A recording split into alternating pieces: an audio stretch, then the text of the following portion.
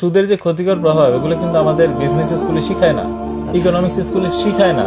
আমাদের কোনো পাঠ্য বইতে সুদের কোনো ক্ষতিকর প্রভাব নিয়ে একটা লাইন পাবেন না, একটা লাইন।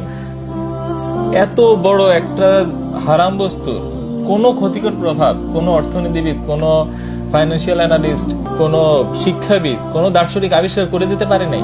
ব্যাপারটা কি এরকম? হওয়ার তো কথা না।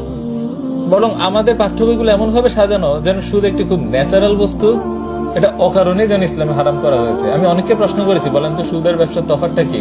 তফাৎটা পর্যন্ত ঠিক মতন বলতে পারেন, এবং সুদের ক্ষতিকর প্রভাব কি? না, আল্লাহ হারাম করেছে সেজন্যই নিষিদ্ধ। কিন্তু এটা যে আসলে আমাদের জন্য খারাপ, শুধু মুসলিম না, হিন্দু, মুসলিম, বৌদ্ধ, খ্রিস্টান, নাস্তিকের জন্য যে সুদ খারাপ, এই বয়ানটা আসলে কেউ তুলেই আনতেছে না। এবং কি এই ধরনের রিসার্চ পেপার পর্যন্ত পাবলিশ করা হয় না। জানেন যে রিসার্চ জগৎটা অনেকটা একমুখী।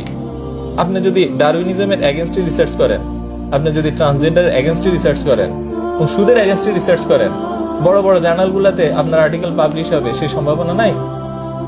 আপনার বই আইভি লিগ ইউনিভার্সিটিগুলোতে পড়ানো হবে সেই সম্ভাবনা নাই। এমনকি এখন ওইসব দেশের বিশ্ববিদ্যালয়গুলোতে ছাত্ররা পর্যন্ত আন্দোলন করছে এই আপনার এই ধরনের গণহত্যার বিরুদ্ধে, তাদেরকে পর্যন্ত টিসি দেওয়া হচ্ছে। তার মানে গণহত্যার সমর্থক তারা। হ্যাঁ, আপনি কি মনে হয় তারা সুদের সমর্থক না? সেই জন্যই আমরা যত ইকোনমিক লিটারেচার দেখি এগুলো সব একমুখী, এবং সেখানে সব জায়গায় কি সুদকে একটা অর্থনীতির উন্নয়নের সাথী হিসেবে দেখানো হয়, অপরিহার্য একটা অংশ হিসেবে। হ্যাঁ, সেজন্য এমনকি মুসলিমদের ব্রেইন এটা দিয়ে ওয়াশ হয়ে গেছে। সেজন্য মুসলিমরা এখন বলছে কি সুদ ছাড়া তো আসলে চলা সম্ভব না বর্তমান যুগে, সেজন্য আমরা সুদকেই হালালাইজ করব। এরকম আমাদের টেন্ডেন্সি হয়ে গেছে যে মানে কেউ যদি বলে সুদ হারাম, তাকে বলে আচ্ছা বিকল্পটা দেখাও। তো এখন কিন্তু এটা বলে না যে আচ্ছা মিথ্যার বিকল্প দেখাও, কুফরির বিকল্প দেখাও। হ্যাঁ, কুফরি করা ছাড়া তো চলা সম্ভব না, কুফরির একটা ইসলামিক ভার্সন দেখাও।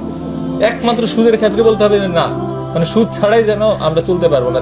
এইটা তো আমাদের পরাজয়। সবচেয়ে বড় দাসত্ব হচ্ছে সেটা, যে দাসত্বে আপনি নিজেও জানেন আপনি দাস।